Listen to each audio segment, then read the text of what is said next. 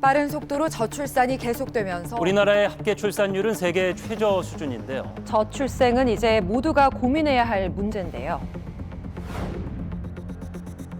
인류 미래를 결정하는 최대의 변수 인구. 우리나라의 지난해 4분기 합계 출산율이 0.6명대로 추락하면서 국가 소멸이 현실로 다가왔습니다. 아이를 낳지 않는 청년, 늙어가는 사회, 지역 소멸 위기까지 세계적으로 전무후무한 속도로 인구 붕괴를 눈앞에 둔 대한민국. 저출생은 대한민국의 미래를 어떻게 바꿀까요? 저출생 대응 해법은 무엇일까요?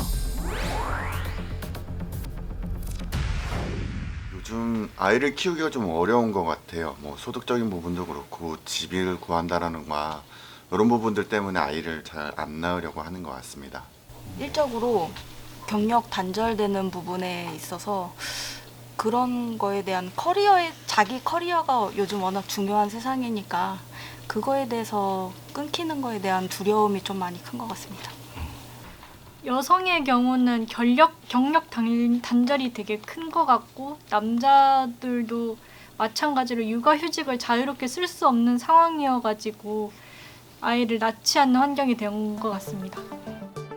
최근 저출산 고령사회위원회가 발표한 한국보건사회연구원의 설문조사에 따르면 성인 남녀 2,000명 중 46%가 아이를 낳지 않을 생각이라고 답했는데요. 저출생의 원인으로는 일과 육아를 병행하기 어려운 구조가 가장 높은 점수로 꼽혔습니다. 정부도 일, 생활 균형이 시급하며 중요한 정책이라고 강조하고 있는데요. 정부와 기업이 함께 저출생에 대응하기 위한 다양한 대책을 내놓고 있습니다. 부모의 일가정 양립 이퀄 사회적 교육 돌봄 체계의 확립 더하기 가족 친화 경영입니다. 그러니까 이제 아이가 어려서 부모의 손길을 필요로 할 때 부모는 나가서 일을 해야 되는데 그 시간에 아이가 행복하고 건강하게 자랄 수 있는 공간과 기회의 제공. 그래서 영유아기에는 우리가 유보통합을 통한 어떤 그런 이제 영유아, 가칭 영유아 같은 이제 교육돌봄 시스템을 만들어야 되는 거고요. 그 다음에 기업이 이제 부모가 아이를 낳았음에도 불구하고 다른 아이를 낳지 않는 동료와 내지는 이미 자녀 돌봄 부담에서 벗어난 자녀 돌봄 부담이 없는 동료와 똑같은 조건에서 경쟁할 수 있도록 그런 이제 직장 문화를 만들어주는 그런 가족 친화 경영 이런 것들이 필요하죠. 그렇다면 직장인들은 저출생 문제 해결을 위해 가장 필요한 정책이 무엇이라고 생각할까요? 한 설문조사에 따르면 직장인 5명 중 1명은 저출생 문제 해결을 위해 가장 필요한 것은 부부 모두의 육아휴직 의무화라고 답했습니다. 다음으로는 육아휴직급여 인상 등 현금성 지원 확대, 뒤이어 임신, 출산, 육아휴직 사용을 이유로 불이익을 주는 사업주 처벌 강화, 근로시간 단축 등 일, 육아 병행제도 확대 등이 꼽혔습니다. 그러니까 육아휴직이 법으로 보장된 내용이긴 하지만 현실에서는 눈치를 봐야 하는 상황이 여전하다는 건데요. 이런 현실적인 어려움이 사라지지 않는 한 저출생을 극복하기는 불가능하겠죠. 실제 우리나라의 육아휴직자 수는 OECD 국가 평균의 절반에도 미치지 못하는 수준인데요. 2021년 기준 출생아 100명당 육아휴직자 수를 살펴보면 우리나라는 29명으로 OECD 평균 68명보다 현저히 적습니다. 그런데 우리나라의 남성 육아휴직 기간은 OECD 국가 중에서 가장 길다는 거 알고 계시나요? 자녀 1명당 육아휴직 1년을 쓸 수 있는데 남성이 전체 다 사용할 수가 있습니다. 하지만 이를 장려할 뿐 법으로 정한 의무가 아니기 때문에 사용률은 저조한데요. 고용노동부가 발표한 통계에 따르면 2022년 전체 육아휴직자 중 남성이 차지하는 비중은 29%였습니다. 매년 증가하는 추세이긴 하지만 남성 육아휴직 사용 의무화가 확대돼야 한다는 목소리가 높은데요. 그러기 위해선 정부의 정책과 함께 기업의 문화도 바뀌어야겠죠. 맑은 호수와 푸른 산들이 어우러진 그림 같은 풍경이 펼쳐지는 남이섬. 출산하고 육아하기 좋은 환경의 관광업 회사를 찾아가 봤습니다. 이곳은 다양한 문화예술과 액티비티를 즐길 수 있는 관광지로 많은 사람들이 찾는 곳인데요. 근로자들에게도 안정적인 근무 환경을 만들기 위해 노력해왔다고 합니다.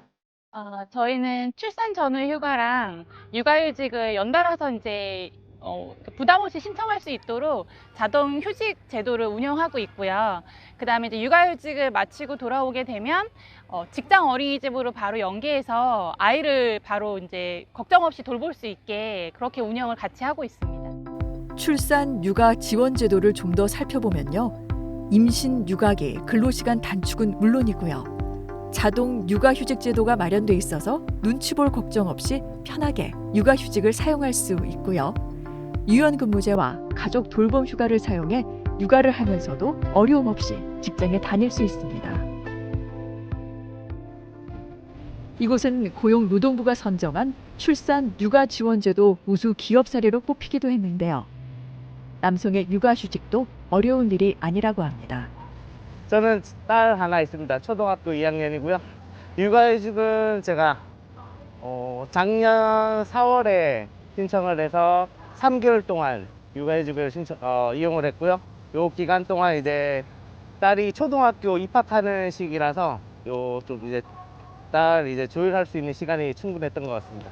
짝스럽게 이렇게 육아휴직을 제가 쓰게 된 계기인데 회사에서 잘 조율을 해주셔가지고 뭐 탄력 근무제도 이제 알아봐 주시고 요 육아휴직제 해가지고 병행할 수 있도록 잘 조율해 주셨습니다.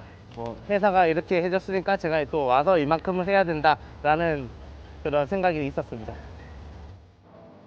이런 기업 문화 덕분에 직장에서는 멋진 선장이, 가정에서는 좀 더 멋진 아빠가 될 수 있었다네요. 이렇게 남성이 육아를 공동으로 책임지는 성평등적인 가족 정책으로 저출생을 극복한 나라가 있는데요. 바로 스웨덴입니다. 혹시 라테 파파라고 들어보셨나요? 한 손엔 라떼를 들고 한 손엔 유아차를 밀고 다니며 육아에 적극적으로 참여하는 스웨덴 아빠들을 가리키는 말인데요. 그만큼 아빠의 육아 참여율이 높다는 거죠. 스웨덴도 한때는 우리나라처럼 저출생 국가였습니다. 1970년대 경제 성장으로 여성 고용률이 증가하면서 일과 육아 양립이 어려워졌고 출산율은 하락하게 됐는데요. 이때 스웨덴 정부는 혁명적인 제도를 도입하기 시작합니다. 1974년 전 세계에서 최초로 남성 육아휴직 제도를 도입했고요. 그런데 육아휴직 제도를 여성만 사용하자 1995년에는 남성 육아휴직 의무 기간을 30일로 설정한 육아휴직 할당제를 법으로 제정합니다. 그리고 현재는 부모가 자녀 한 명당 육아휴직을 최대 480일까지 사용할 수 있고 이 중 90일은 남성만 사용할 수 있습니다. 서유럽에서 또 저출산 현상이 일어났고 여성이 사회 진출하기 시작하면서 아이들이 갈 곳이 없어지니까 결국 이제 여성이 직장이냐 가정이냐 출산이냐 경력이냐 선택의 기로에 섰을 때 여성들이 경력을 선택하다 보니까 저출산이 나타나는 거고 그래서 국가와 사회에서 사회적 교육 돌봄 체계를 만들고 확대하고 그다음에 아빠와 같이 키우는 가족 정책의 전환 이런 것들이 생기면서 결국은 저출산 현상의 반등이 일어난 건데 우리나라 또한 여성의 사회 진출이 늘어나면서 출산율이 떨어지기 시작했습니다. 여성들의 자아 실현, 경제적 독립 등으로 일과 직업이 필수가 됐지만 정부의 대책은 변화를 따라가지 못했고 일과 육아를 병행하기는 어려운 현실이 저출생의 가장 큰 원인으로 꼽히고 있는데요. 출산과 육아하기 좋은 환경에서 근무하는 직원들의 만족도는 어떨까요? 첫째 이제 방학도 그렇고 둘째 이제 어린이집 그 시간에 맞춰서 단축 근무를 쓰면서 그 시간에 맞춰서 내가 일을 하면서 불안하지 않고 그 원하는 시간에 이제 출근하고 퇴근하고 아이를 케어할 수 있게 좀 잘 했던 것 같아요. 저는 저도 뭐 출산 전후 휴가 다 사용하고 육아휴직 다 사용하고 이제 복직을 했고요. 육아휴직 제도도 그랬지만 그 이후에 진짜 그 아이 직장 어린이집 이렇게 돌봐주고 이렇게 했던 부분 때문에 어떻게 보면은 하고 싶은 일을 그거를 진짜 이렇게 집중해서 되게 열심히 할 수 있었던 것 같아요. 나라에서 해주시는 제도, 그 육아 제도 1년 다 첫째, 둘째 썼고요. 또 회사에서 마련해 주신 직장 어린이집 또 첫째 첫째는 물론 저희가 이제 직장 어린이집 만들기 전에 지정 어린이집이라는 걸 또 제도를 잠시 했었거든요. 그래서 거기도 다니고 또 둘째는 직장 어린이집 두 번째 졸업생으로 졸업했고요. 일단은 저는 사실 이제 여기 다 사내 커플인데 저는 사내 커플이 아니에요. 그리고 또 저희 남편은 육아에 많은 도움을 주지 않는 제가 방송하는 건데요.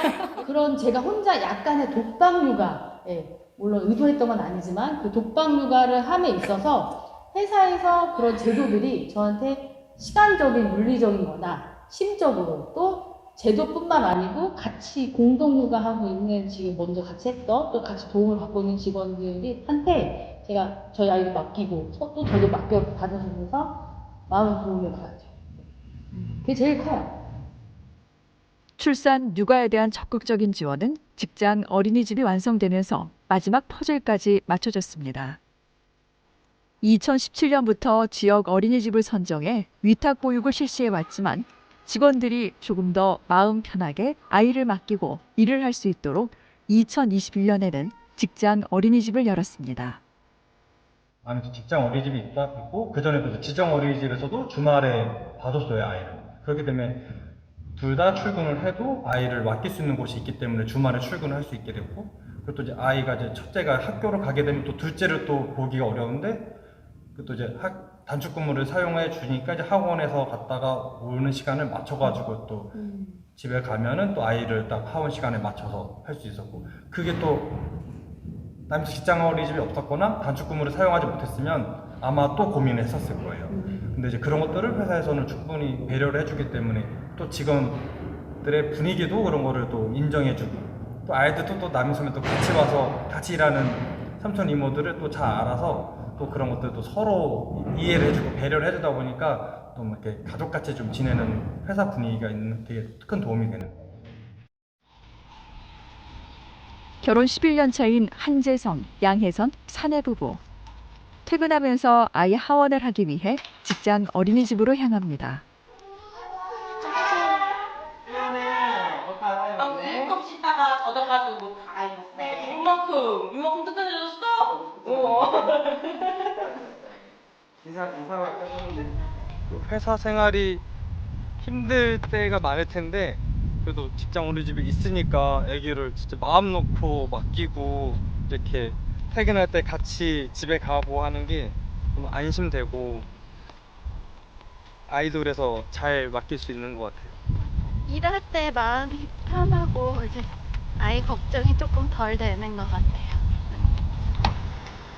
출산 육아 지원 제도와 함께 365일 휴무 없이 운영되는 직장 어린이집 덕분에 아내는 경력 단절 없이 일하고 남편은 육아에 적극적으로 참여할 수 있었습니다. 아이 한 명을 키우는데 온 마을이 필요하다는 말이 있는데요. 이제 아이 한 명을 키우기 위해서는 국가와 기업이 함께 나서야 합니다. 직원을 배려하고 존중하는 기업 문화, 그리고 아이를 낳으면 국가가 키우고 책임진다는 믿음을 줄 수 있는 저출생 정책이 필요한 때입니다.